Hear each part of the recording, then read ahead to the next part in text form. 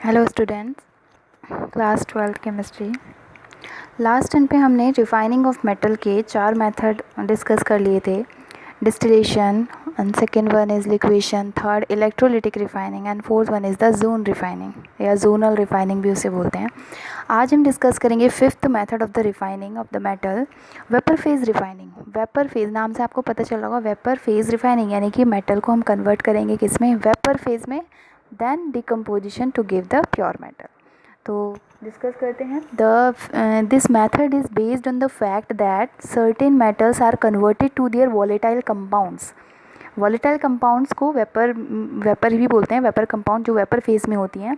तो इस मेथड में करते क्या है, metals are converted to their volatile compound, metals को कन्वर्ट करते हैं वॉलेटाइल कंपाउंड्स में, while the impurities are not affected, जबकि जो इम्प्योरिटीज़ होंगी वो अनअफेक्टेड रहेंगी, उस पर कोई इफेक्ट नहीं पड़ेगा, वो नॉन वॉलेटाइल ही रहेंगी।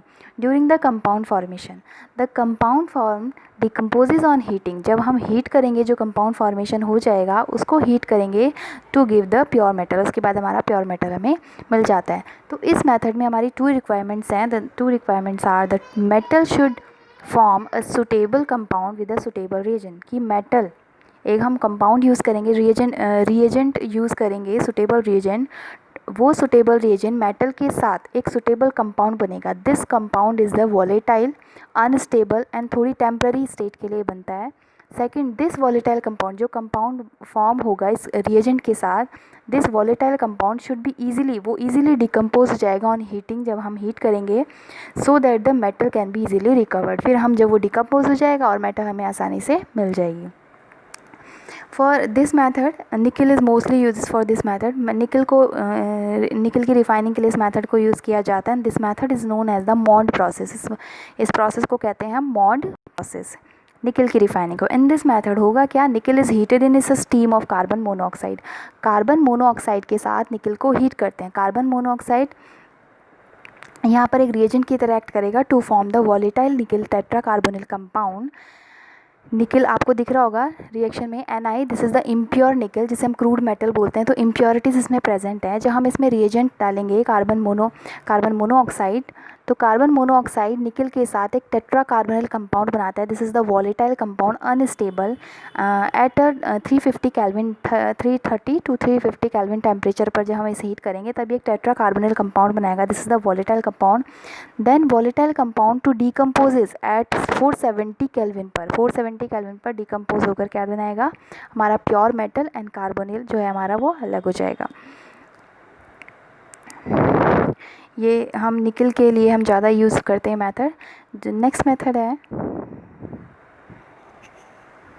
Van Arkel method. Van Arkel method similarly ये दूसरे जो हमारा वेपर फेज मेथड था उसकी तरह ही है, बट डिफरेंट किस लिए है, इसमें हम रिएजेंट दूसरा इस्तेमाल करते हैं। वहाँ पर हमने कार्बन मोनोऑक्साइड यूज़ किया था, यहाँ पर हम आयोडीन यूज़ करते हैं, इसलिए थोड़ा डिफरेंट हो गया। और यूज़ करते हैं क्यों यूज़ करते हैं इस मेथड को, जो हमारी नाइट्रोजन और ऑक्सीजन की इम्प्योरिटीज़ हैं उसे रिमूव करने के लिए हमारे मेटल में से, इसलिए हम इसको यूज़ करते हैं। This method is similar to above method, ये बिल्कुल सिमिलर है किसकी तरह, जो हमने पहले डिस्कस किया यानी कि vapour phase method. And it is very useful for the all the oxygen and the nitrogen present in the form of the impurity, कि ये एक बहुत यूज़फुल मेथड है किस लिए, रिमूविंग ऑल द ऑक्सीजन, जितनी भी ऑक्सीजन और नाइट्रोजन प्रेजेंट है इन द इम्प्योरिटी की फॉर्म में, उसे रिमूव करने के लिए किसमें से, सर्टेन मेटल, कौन कौन सी मेटल जिसमें ये इम्प्योरिटीज़ हो सकती हैं, जिरकोनियम, टाइटेनियम, Zr और Ti, for getting ultra pure metal. इस मेथड की वजह से हमें अल्ट्रा प्योर मेटल्स मिल जाती हैं। In this method the metal is converted to a volatile unstable compound. Similarly above method, जैसे हमारे पहले मेथड में था कि जो रिएजेंट के साथ रीड करने पर वॉलेटाइल अनस्टेबल कंपाउंड रहा था, then it decomposes to give the pure metal. Similarly, in this case, in this method, the metal is converted to a volatile unstable compound, iodide। ठीक है, आयोडाइड के साथ जो हम इसकी मेटल को रिएक्ट कराते हैं तो एक वॉलेटाइल अनस्टेबल कंपाउंड बनता है। And taking care that the impurities are not affected, वहाँ पर भी इम्प्योरिटीज़ अनअफेक्टेड थी, यहाँ पर भी क्या होगा, impurities are not affected during compound formation. जो हमारा ये अनस्टेबल कंपाउंड बन रहा है वॉलेटाइल कंपाउंड, इम्प्योरिटीज़ अनअफेक्टेड रहेंगी। The compound thus obtained is decompose to get the pure metal, then decomposes to give the, ये कॉम्प्लेक्स का डिकम्पोजिशन होगा, उसके बाद हमारा प्योर मेटल हमें मिल जाएगा। For example the crude zirconium is heated in an evacuated vessel with iodine. Iodine के साथ उसे वेसल में जिरकोनियम को, क्रूड जिरकोनियम को हीट करते हैं एट 870 केल्विन पर। The covalent volatile zirconium tetra iodide is formed, then decomposes by heating over a tungsten filament में उसे जब हीट करते हैं तो 2075 केल्विन पर to give the pure zirconium. नीचे एग्जाम्पल देखिए जिरकोनियम का, this is the impure zirconium to form the unstable vapour compound with reaction iodine के साथ, आयोडीन वाटर की फॉर्म में लेंगे यहाँ पे, उसके साथ 870 केल्विन पर ये क्या बना देता है, एक unstable vapour compound, volatile compound zirconium tetra iodide ZrI4, then decomposes 2075 kelvin पर डिकम्पोज होकर इतने टेम्परेचर पर to give the pure zirconium Zr and iodine releases in the gas form. Similarly, in the titanium cast, Ti is the impure form to form the compound, volatile compound. We react with the I2, iodine के साथ react करके TiI4 at temperature 5 to 3 Kelvin. Then this compound decomposes at 1700 Kelvin temperature पर, ठीक है, to give the pure titanium metal and iodine releases, iodine gas releases. ये थे हमारा refining of metal. 6 method मैंने आपको बताए हैं रिफाइनिंग ऑफ मेटल। वैसे क्रोमेटोग्राफी मेथड भी यूज़ किया जाता है, वो इतना नहीं आता, बट ये पूरा था कि क्रूड मेटल से हमें प्योर मेटल कैसे निकालना है, उसके लिए हम ये प्योरिफिकेशन मेथड लगाते हैं। हर मेथड के मेटल के लिए अलग अलग मेथड है। नेक्स्ट हम लेते हैं, नेक्स्ट हमारा Ellingham diagram. And what is Ellingham diagram? Ellingham diagram mainly हमारा जो यूज़ है, हम आपने स्मेल्टिंग जब मैंने पढ़ाया होगा, क्रूड मेटल, जिसे हम क्रूड मेटल्स निकाल रहे थे थर्ड स्टेप में, फर्स्ट में था हम उसमें ऑक्सीडेशन करा रहे थे, जो भी हमारा कैल्सिनेशन था, कैल्सिनेशन में कार्बोनेट होता है और हाइड्रोक्साइड को ऑक्साइड में कन्वर्ट कर रहे थे, ठीक है, और रोस्टिंग में हम सल्फाइड को ऑक्साइड में कन्वर्ट कर रहे थे। बट जो सेकंड केस था रिडक्शन में जितने भी हम ऑक्साइड थे उसको हम मेटल में कन्वर्ट कर रहे थे, ठीक है, मेटल ऑक्साइड को मेटल में कन्वर्ट करना क्या था, रिडक्शन। वही हम स्मेल्टिंग कब हो रही थी, जब हम उसमें कार्बन की रिड्यूसिंग एजेंट यूज़ कर दे रहे थे। जो थर्ड स्टेप था हमारा वो क्या था, रिड्यूसिंग एजेंट उसमें यूज़ करना है, तब जाके हमारा रिडक्शन पॉसिबल हो रहा था। तो उसी से रिलेटेड है हमारा एलिंगम डायग्राम। अब एलिंगम डायग्राम हम क्यों यूज़ करते हैं कि स्मेल्टिंग के केस में, यानी कि मेटल ऑक्साइड से मेटल जब बन रहा है तो हम रिड्यूसिंग एजेंट यूज़ कर रहे हैं, तो वो कौन सा परफेक्ट रिड्यूसिंग एजेंट यूज़ करें कि वो रिएक्शन आसानी से हो जाए, फिजिबल हो वो रिएक्शन। तो इस बारे में हमें बताता है एलिंगम डायग्राम, एक परफेक्ट आइडिया देता है कि कौन सा रिड्यूसिंग एजेंट हम यूज़ करें।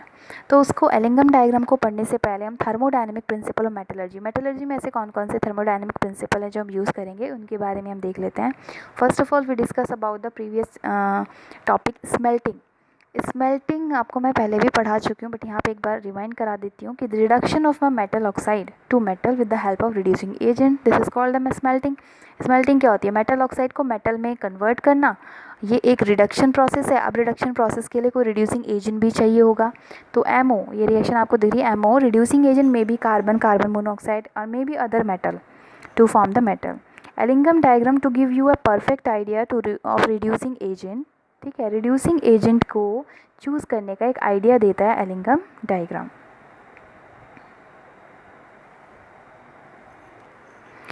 सम metal oxide get reduce very easily, कुछ मेटल ऑक्साइड जो होती हैं जो आसानी से रिड्यूस हो जाती हैं, बट कुछ ऐसी होती हैं जो आसानी से रिड्यूस नहीं होती, ठीक है। तो इन एनी केस अगर रिडक्शन कराना है तो हीट तो चाहिए ही होगी, तो heating is the requirement of this reaction. Metal oxide in the presence of carbon it act as a reducing agent to reduce the oxygen to form the metal।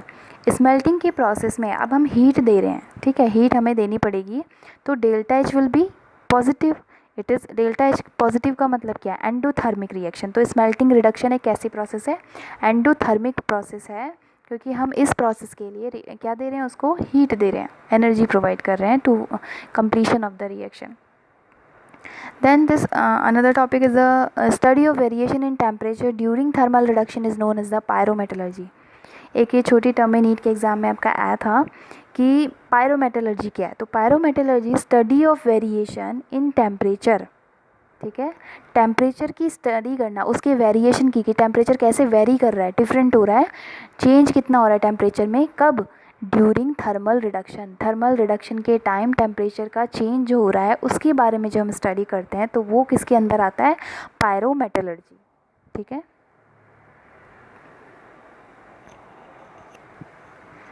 Next है gives energy, and gives energy also the thermodynamic term, the energy associated with the chemical reaction that can be used to do work, वो energy जो किसी chemical reaction के लिए, जो हम useful work करने के लिए जो एनर्जी लगती है उसे हम गिव्स एनर्जी कहते हैं, ठीक है। जैसे सपोज़ कोई रिएक्शन है, रिएक्टेंट से प्रोडक्ट में कन्वर्ट हो रहा है, तो उस रिएक्टेंट से प्रोडक्ट में कितना कन्वर्ट करने के लिए उसको कितनी एनर्जी की ज़रूरत है। ऐसा तो है नहीं हमने जितनी एनर्जी उसको दी उसने सारी कंज्यूम कर ली, उसके बाद वो प्रोडक्ट फॉर्मेशन कर लिया है, ऐसा तो नहीं होता, कुछ एनर्जी रिलीज़ भी करता है। तो उसने कितनी अमाउंट में एनर्जी ऑब्जर्व करी, मतलब कितनी अमाउंट में उसने यूज़ किया उस रिएक्शन को कंप्लीट करने के लिए, वो हमारी होती है gives energy.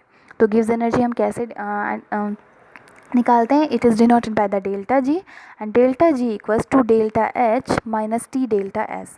In terms of this energy delta H is also known as enthalpy change, हम इसको एंथैल्पी चेंज बोलते हैं, सब जानते हैं, बट टोटल होता क्या है, ये टोटल अमाउंट ऑफ एनर्जी, यानी कि हम उस रिएक्शन को, केमिकल रिएक्शन को कंप्लीशन के लिए जितनी एनर्जी प्रोवाइड कर रहे हैं वही तो है एंथैल्पी या total amount of energy.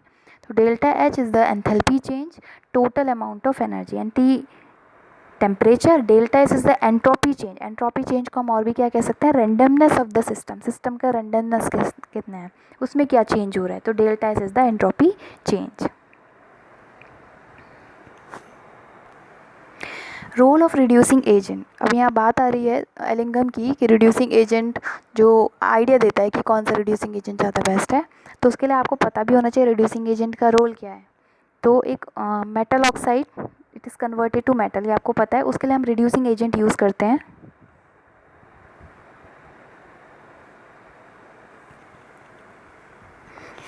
Metal oxide को मेटल में कन्वर्ट करने के लिए ये स्मेल्टिंग प्रोसेस है, we use the reducing agent, reducing agent चाहिए होगा, ठीक है। तो रिड्यूसिंग एजेंट में भी कार्बन मोनोऑक्साइड में भी अदर मेटल, एंड करता क्या है रिड्यूसिंग एजेंट का काम क्या है, making the value of the delta G is negative, delta G की वैल्यू को नेगेटिव करना। अब डेल्टा जी की वैल्यू नेगेटिव का मतलब क्या है, जो हमारी रिएक्शन है वो कैसी होगी, फिजिबल, ये आपने थर्मोडायनेमिक में पढ़ चुकी हो। डेल्टा जी की वैल्यू अगर नेगेटिव है तो वो रिएक्शन होगी स्पॉन्टेनियस, और अगर डेल्टा जी की वैल्यू पॉजिटिव है तो इट मीन्स वो रिएक्शन है नॉन स्पॉन्टेनियस, नॉट फिजिबल, अपने आप नहीं होगी वो रिएक्शन, उसके लिए हमें एक्स्ट्रा एनर्जी प्रोवाइड करनी पड़ेगी। अगर डेल्टा जी की वैल्यू नेगेटिव है इट मीन्स वो स्पॉन्टेनियस होगी, अपने आप होगी वो रिएक्शन। तो रिड्यूसिंग एजेंट क्या करता है, तो making the value of the delta G is negative, उस डेल्टा जी की वैल्यू को नेगेटिव करने की कोशिश करता है। तो so the reaction is the spontaneous.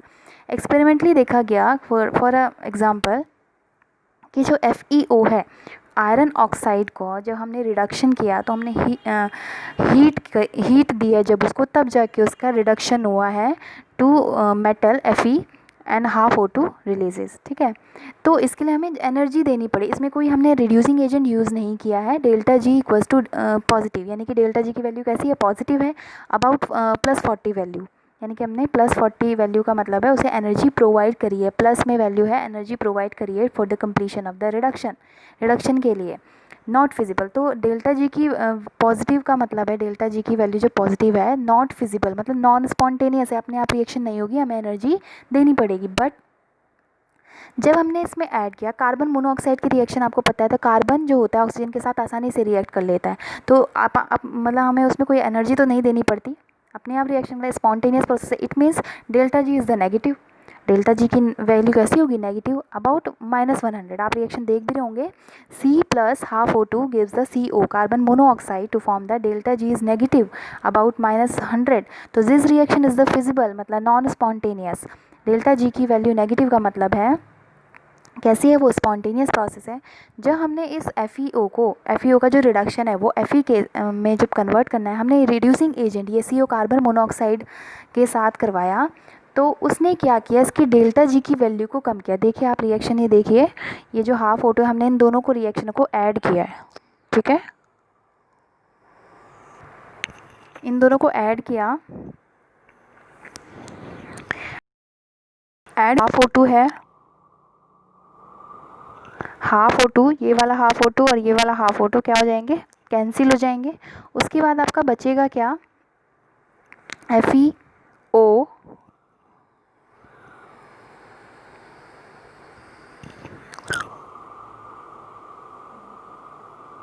यहाँ पे आपका FeO है, बचेगा क्या क्या आपका FeO plus C to reduce the iron Fe plus CO, ठीक है। तो हाफ O2 कैंसिल हो जाएंगे, तो ये जो FeO है, FeO आयरन ऑक्साइड का आयरन में रिडक्शन जो है वो किसकी हेल्प से हो रहा है, कार्बन की हेल्प से। कार्बन जो है ऑक्सीजन को रिमूव कर रहा है, यानी कि उसको रिड्यूस कर रहा है Fe में, FeO को। नेक्स्ट इसी के आगे है, आपने देखा रिएक्शन में जो डेल्टा जी की वैल्यू है, यानी कि FeO से जो Fe कन्वर्ट हो रहा था विदाउट रिड्यूसिंग, उसकी डेल्टा जी की वैल्यू +40 थी, और जो कार्बन मोनोऑक्साइड थी उसकी डेल्टा जी की वैल्यू -नेगेटिव थी, ठीक है, -100 थी। मतलब नेगेटिव का मतलब कार्बन मोनोऑक्साइड कैसी रिएक्शन है, फिजिबल रिएक्शन है, स्पॉन्टेनियस है, और जो कार्बन आयरन ऑक्साइड की थी रिएक्शन +40 में थी, इट मीन्स वो फिजिबल नहीं थी। लेकिन जब हमने उस कार्बन मोनोऑक्साइड के साथ उसका रिडक्शन करवाया, तो कार्बन मोनोऑक्साइड जो कार्बन जो था उसने कैसे एक्ट किया, कैसे एक्ट किया, कार्बन ने रिड्यूसिंग एजेंट की तरह उसके जो ऑक्सीजन को अपने साथ रिड्यूस करके ले गया, ठीक है, और आयरन हमारा अलग हो गया मेटल। तो डेल्टा जी अगर हम इन दोनों को ऐड करें, जो डेल्टा जी की वैल्यू है +40 प्लस -100, दोनों को ऐड किया तो आ रहा है हमारा आंसर -68। मीन्स रिड्यूसिंग एजेंट डालने पर रिएक्शन कैसी हो रही है, फिजिबल हो रही है। वो रिड्यूसिंग एजेंट कोशिश करता है कि रिएक्शन की जो डेल्टा जी की वैल्यू कैसी हो जाए, नेगेटिव हो जाए, स्पॉन्टेनियस हो जाए, रिएक्शन फिजिबल हो जाए। वही लिखा है, वी यूज़ कार्बन मोनोऑक्साइड और other metals as reducing agent because they are helping to reduce the metal oxide. ये क्या करते हैं, रिड्यूसिंग एजेंट हेल्प करते हैं मेटल ऑक्साइड को रिड्यूस करने में, make the value of the delta G की वैल्यू को नेगेटिव करने में हेल्प करते हैं। So the reducing agent help us to make reaction feasible. Reducing agent mainly आपकी हेल्प किस में करता है, कि रिएक्शन आपकी फिजिबल हो जाए, स्पॉन्टेनियस हो जाए रिएक्शन, ठीक है। और हम मेनली हम एलिंगम डायग्राम में यही पढ़ेंगे कि कौन सा रिड्यूसिंग एजेंट हम यूज़ करें कि रिएक्शन कैसी हो जाए, फिजिबल हो जाए, स्पॉन्टेनियस हो जाए। एलिंगम डायग्राम ग्रुप में मैंने आपको सेंड कर दिया है, वो आप अपनी नोटबुक में बना लीजिएगा। उसके बाद ही मैं उसको डिस्कस कर पाऊँगी, क्योंकि बिना उसके हो नहीं पाएगा। Thank you.